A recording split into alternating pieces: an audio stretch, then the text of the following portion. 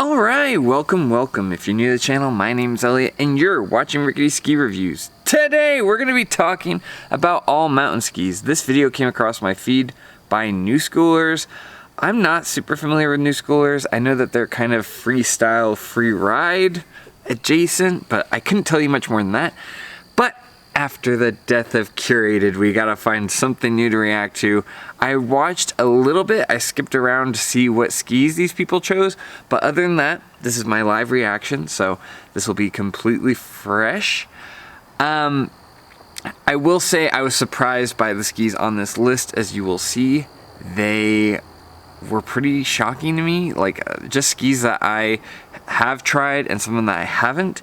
And anyway, I was surprised mostly by what skis were missing. Some of my top picks, there's no Black Crow's Octo, there's no Atomic Maverick 88, there's no Blizzard Rustler, and you name a ski that you'd expect on this list, it's not here. So I don't know, maybe they're just playing fast and loose with what an all-mountain ski is, but in my mind, an all-mountain ski is the ski that blends carving and on-trail performance with off-trail performance and flotation, and being able to kind of go on-trail and off-trail without going all the way into like a designated powder ski and not all the way into like a designated carving like race ski super narrow. It's something that can go on all of the mountain. It's like kind of in the name. So I don't know, Newschoolers, I haven't watched any of their content, so this is totally fresh. But without further ado, let's see what they think. And also, if this is me breaking the news to you that Curated ski reviews are dead, you can see that video that went out previously. I'll put a link down below, but yeah. What's up everyone, it's Milo from Newschoolers. I'm here with Twig. We're at Sunshine Village for the 2024 gear test. We've had some of the freshest skis from all these brands out here. We've been putting them through their paces, and these are our picks for best of test all mountain skis. So here at Newschoolers, we like to judge our all mountain skis on a wide variety of conditions. We'll put them through the park, we'll take them in the POW, ski crowd, ski groomers. We really try to get an overall picture of what this ski does. We pretty much arrange these skis here from like narrowest to widest, and also from most freestyle, arguably, to the most directional. But any of these skis pretty much works all kinds of conditions. They work in the park, they work in some POW, they handle a variety of conditions, and they're all just really good skis that our testers loved. Okay, this is the first time I've ever heard of an all-mountain ski being tested based on its park ability. Typically that's like a subset of the all-mountain ski. Traditionally, I guess for them that matters, so maybe they're kind of adding it in, but I feel like that would be a huge disclaimer or like a huge, totally different area. The majority of skiers that are looking for all-mountain skis probably don't care that much about the park. Just speaking like broadly, like the wide majority of people that are skiing on an all-mountain ski don't care about the park. Like, that's such a weird element to throw in, and powder performance is important, but typically when I'm looking at an all-mountain ski, or I'm having people ask me about all-mountain skis, I'd say it's like 60 to 70% on-trail performance. That's where people are mostly taking it. Anyway, I mean, that's why I have my own categories where I'm like, okay, this is a daily driver. This is what you take out daily. This is your powder ski. This is a safe bet. It's kind of in that middle width. But this is, I don't know. It's like seeing a recipe and you see all these ingredients and you're like, I'm not sure how this is gonna bake, but maybe they make it work. Who knows? All right, first up we have the Atomic Bent 100. It's a super fun ski, super versatile. They've mixed it up a little bit this year. They've kept a lot of the good things from the old one. It's still incredibly versatile. But the main thing they've changed is they've switched up the tail a little bit. You got a little deeper rocker lines here. Still not as much as the other skis here, but just adding that little bit more rise means the ski's way more drifty when you throw it sideways, especially in POW. And because they stiffened up the tail a little bit to compensate for the added rocker, there's no loss of carving performance to me. They still feel super natural. They're still, of these skis, to me, the most powerful ski on edge. They're super fun. One of the most powerful ski on edge. My man, you need to try a Maverick or a Nordica Enforcer or a Volcal M6 Mantra. I mean, I like this ski a lot. I think they did a really good job fixing the Bent 100. Yes, it's stiffer in the tail, but I believe that the wood in general is like stiffer the whole way through. Like they had a problem with it being noodly. So I'm glad he explained that difference from last year. I don't think he mentioned the difference in Horizon Tech. The Horizon Tech did change a little bit in 2025 versus 2024. It's more of like a square, so you get the Horizon Tech at multiple angles rather than just kind of the sideways boat hole. It seems like an easy thing to mention. The Bend 100 is not a bad all-mountain pick. It's definitely a little bit more on the off-trail and freestyle side. It's weird to me to bring up the Bent 100 as an all-mountain ski and not mention the Maverick, because that ski is probably more relevant for the majority of people. I know the Bent 100 is really popular. I like it for this year, but it's just a weird pick for an all-mountain ski. If you wanted to do powder and say Bent 110, sure. I mean, the Bent 100 is a good ski. I've got no issue with it being on the list. There's just a lot of other skis that have a lot more versatility than the Bent 100. Even within the Bent line, like that ski really likes to go down the hill a lot more than the Bent 110 and similar skis. So I don't know. This is a fine first ski. They're missing some stuff, but it's fine. So all in all, not a bad start. The one red flag I'm seeing is that they didn't notice how noodly and overly soft the previous Bent 100 was in 2024 and earlier seasons. That's a big red flag to me. I mean, that ski really struggled, so I'm surprised that they liked it, but I don't know. I guess everybody liked it. But for me, the old Bent 100 was super noodly, not well made, and it was nice to see that they finally fixed it. The great things about the Bent lineup is the Bent 120, the OG, was super popular for how surfy it was and playful. Chris Benchetla, super inspired by his surf roots, and it's super impressive that Atomic have managed to slim that amazing profile down and keep that surfiness and playfulness in this narrow platform. I think for a lot of people... Oh, that's not good carving. These guys are good skiers, but that is not good carving. Look at that downhill pressure. He's like doing the thing that he saw Ted Rickety do, where he's putting his hands down, but he doesn't have any break from his hips, like with his upper body and his lower body. He's just kind of hunched over. Look at the angle, right? There's no break on the left side of his waist. So he just kind of is using his shoulders to tip into the turn. And because of that, because he's got this long outside leg and abdomen, he is not getting pressure on that downhill ski. That is not good carving for him. The rest of the skiing's fine, but this is not good carving. They had perfectly good freestyle skiing. It looked decent in the powder. But if you're gonna talk about its carving performance, you gotta be able to carve a little bit better than that. It's fine. They can still talk about it. It's just a little sloppy for carving. And if you're not really getting that downhill pressure, it's hard to tell people how the skis feel. They didn't make a bad pick though, so whatever. I can just tell this is gonna be a lot more freestyle oriented. Freestyle skiers have their own set of skills that I don't have, but they tend to be lacking in the carving department, which is where you feel the apex of the turn and the ski full of energy. That's where you get a lot of that feedback at your feet. So I'm always a little bit skeptical when freestyle skiers start talking about carving. People ski over 100 mil underfoot can be a little bit intimidating, especially if you've had a few knee injuries like we have. This doesn't lose too much in the POW for being 100 underfoot. For your kind of average POW day, like boot deep, knee deep, like this is still gonna float, still gonna perform really well. But I still can't believe people ski with hats still. What year is it? Helmets are warmer, they're safer. You're gonna be on camera too. Wear a helmet. I don't know what else to tell you. I'm not your mom, I'm not your dad, but I can't believe that they have people skiing without helmets still. Oh my God, we're only 2.5 minutes in. There's no way we're gonna make it through all this, but we'll try. All right, let's keep going. But as Twig said, great on groomers. For me, the stiffer tail is a huge plus. I like to take fatty to flatty and land back seat, so a little bit extra stability there really means that I don't wash out quite as much, although footage from the week may argue with that. I think that's a super good point about the more surfy feel of this one and comparing it to the other skis in the Bent family.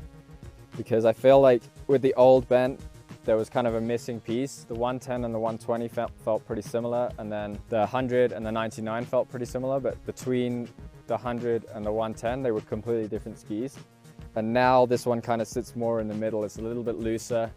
The 90 tracks way more on groomers, or the 110, which is like a total freestyle ski. And these are kind of now a middle ground, which is sick to have. And it feels way more in tune with the bent DNA compared to the older skis. Okay, I'll agree with that. He's dead on the money with that. They did a good job making the 100 feel more like the 110, whereas before it was just kind of like this noodly, watered down version.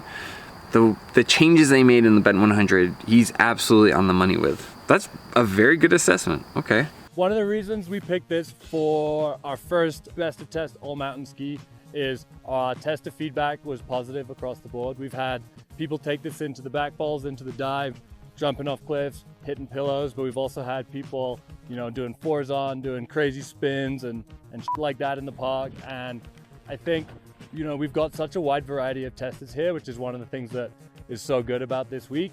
Honestly, like Milo said, pretty much anyone could love this ski. They could be your park ski if you like a wider ski because they're pretty light, the swing weight's low. They could be a backcountry touring ski, again, light, check a shift on it and go. They're gonna be a pretty good, versatile, bit of everything ski. And if you're out east, they could even be a power ski. They're pretty wide, they float really well for how wide they are. And yeah, they're just super fun. Really.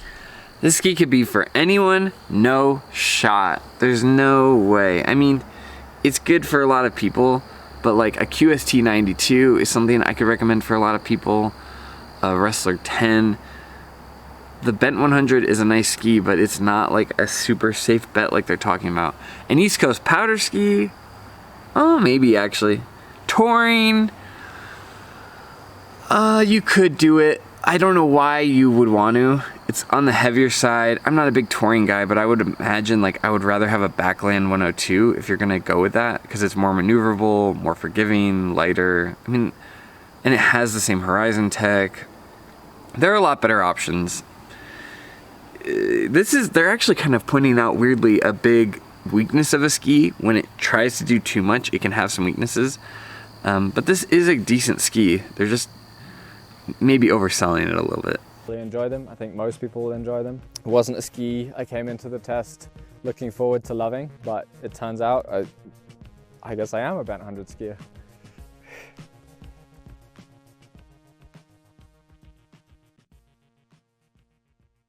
Okay, let me look really quick. Does Newschoolers sell skis? Oh no, they just do affiliate codes. Okay, they don't sell it. They do have like a used form. Weird. Okay. Do they sell anything? I'm sure they sell something. Oh, store, here we go. Sticker packs, t-shirts. Okay, finally, somebody reviewing skis that doesn't sell them. Wow, there's like 2 of us, okay. All right. Okay. I was skeptical, but I'm proven wrong. Let's keep going. Okay, there's some other skis that I'm not familiar with, so we're gonna skip around until something I am familiar with. But the Salomon Depart 1.0 runs around a 106 millimeter width, so a pretty wide ski. Again, with the Atomic Bent 100 also being fairly wide for an all-mountain ski. Not that you can't have 100 millimeter width all-mountain skis, but like that would be on the wider end of what I would call all-mountain. I would expect to see like more mid-millimeter widths. Okay, so that's another wide boy. What's the next one? The Scott C108, 108 millimeter width all mountain. That's wider than my powder ski. And the Dynastar M Free 108, the Rossignol Cinder 110. What are these guys smoking? These are, I mean, they're not really all mountain skis. The Cinder 110 is a powder ski. This is a hill I'm willing to die on. These are too wide for all mountain. Yes, the Bent 100, sure. I can meet you in the middle there. But the Cinder Free 110 and the Dynastar M Pro 108, I mean, even the 90 feels slow. I wouldn't want to be on the 108. I don't know, man. These are very, very wide widths for top all mountain skis. And the fact that this is missing major staples is weird. And like their selection of skis is weird, where they're just not that many they could try. I'm assuming this is a demo day, so they must have had access to these. I'm not sure why they're prioritizing such wide skis, but this is a little goofy to me. I'm gonna react to one more top ski, the Rossignol Sender 110. Let's jump right to that one.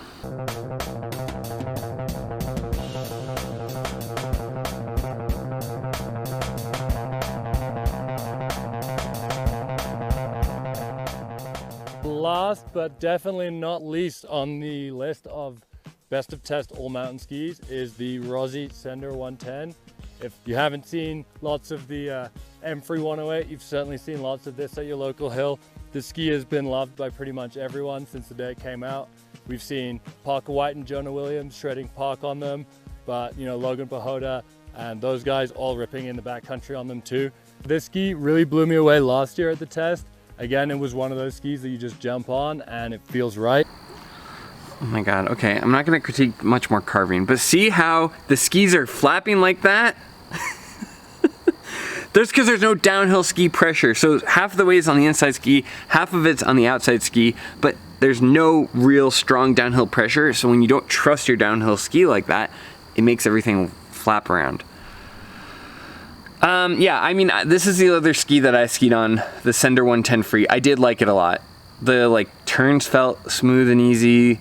It was great for powder performance. It was way more fun than the Sender 104 Ti. This is in fact a very nice ski. Would it be my top? It's not even my top for powder. It's one of the top. It is a very good powder ski, but it's certainly not going to perform anywhere near the caliber of most other all mountain skis when it comes to like mid-width skis, like daily drivers. Right? I don't know how they made a ski feel so damp and stable, yet equally just playful as anything.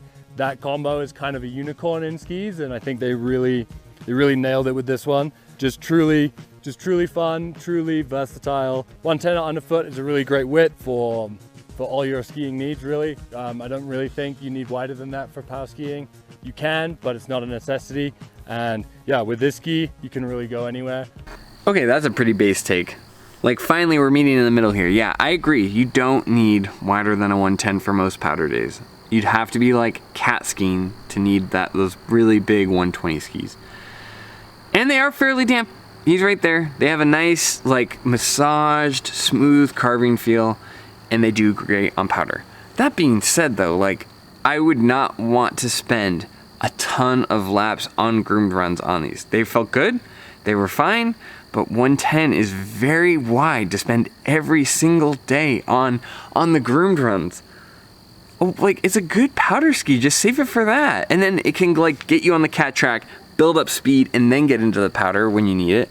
But like really putting a lot of miles on this would be so uncomfortable versus like a QST 92. Are you kidding me? Or an Octo or a Maverick 88. Like these guys really need to try some thinner skis. This is wild. If I had to put one ski in my trunk for a ski trip where I didn't know if I was going to be skiing POW, park, or whatever, this would be the one I'd go to. This is more of a chargy ski than the other ones on this list. They have a little bit of a straighter side cut, a little bit less taper, and that just means they're way more happy going like straight down the fall line, like hucking drop. Okay, see that guy's back arm, how it's behind him? There's no way to get that separation and drive your downhill ski when you're like that. Most of the time I like tell people not to worry about hands, but in this case it's just getting in his way. If I had to pick a ski to like just have in my car and I wasn't sure if it was gonna be powder or groomed runs, the Bent 100 makes way more sense. The Maverick 100, the Rustler 10, all these other there's so many other good skis at this. The Peak 104, that would be perfect. Anyway, okay, let's just finish this review. My God. Hucking drops and just riding it out. I mean, they're probably not much stiffer than the M3, but they have a more smooth rocker profile. And that means they're not as naturally like poppy or ollie, but on the flip side, they're way more stompy. Like this is the stomp ski, essentially. You see them on the Freeride World Tour, you see them on the top of the podium. There's a reason. They're really, really easy to ski really big on. Yeah, if you like to ski big lines, drop into couloirs, all of that kind of stuff, this ski is for you. It's probably the most mountain focused of all the skis that we've got on this list. You can ride it in the park, as I said, but for me, I'd want to keep the edges sharp and I'd want to look after it. These would be my babies in my quiver. They're just crazy. I don't have many more words for it. I just love them. That's it's kind of as much of an endorsement as I can give them.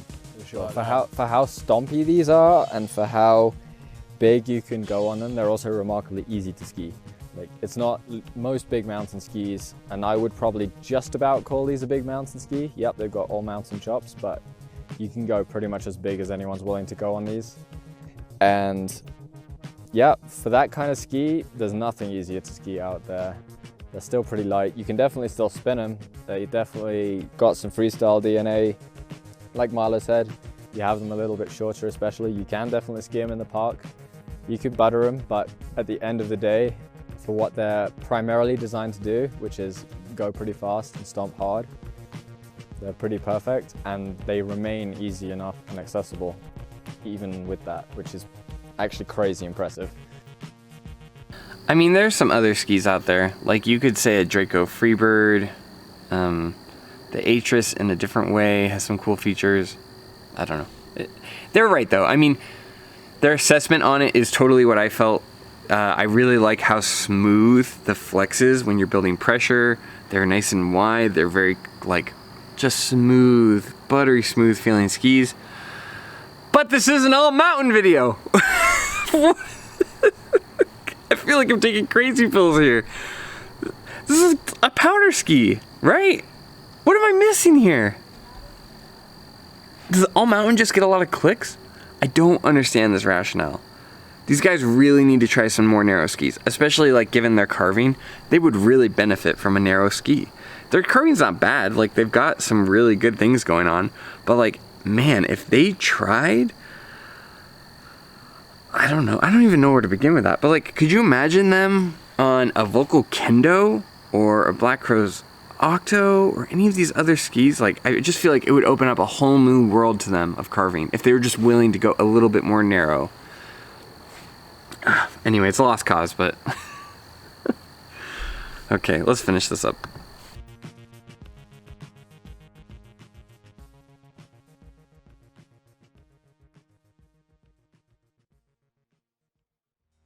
So that's it. These are the 2024 Newschoolers Best of Test All Mountain Skis. We put these through their paces all week with an incredible variety of skiers, from park rats to sled necks.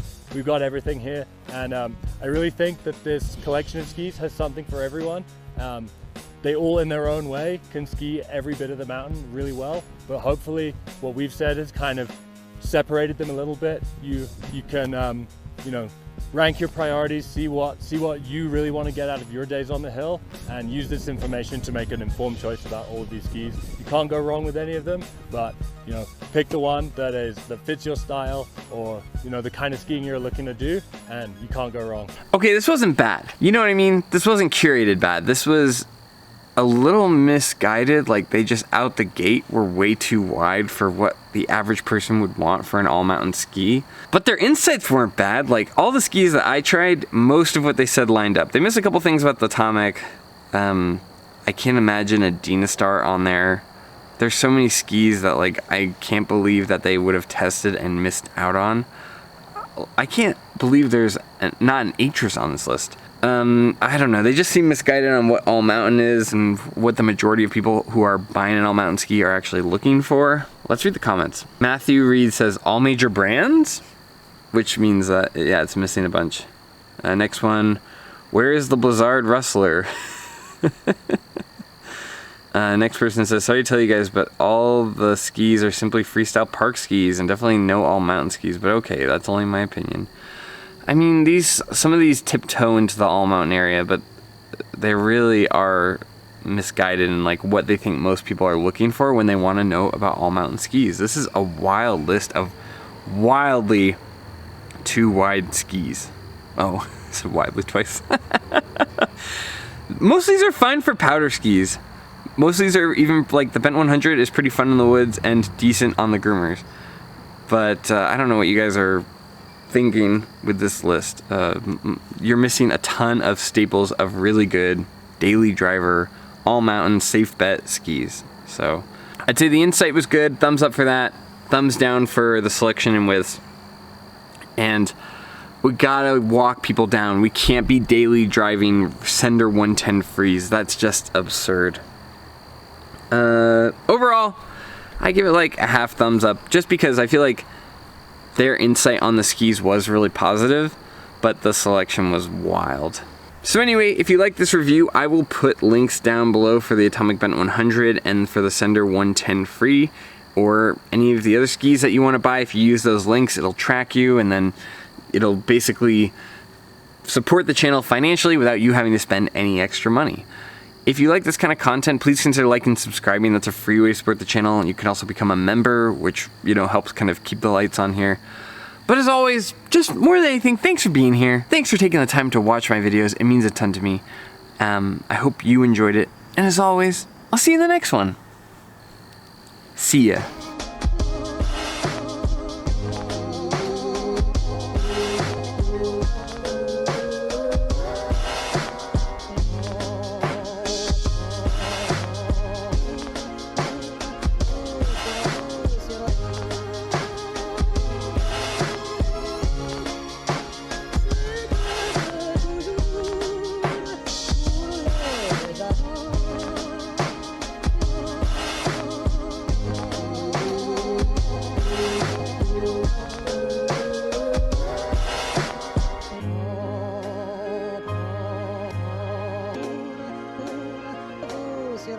Rossignol.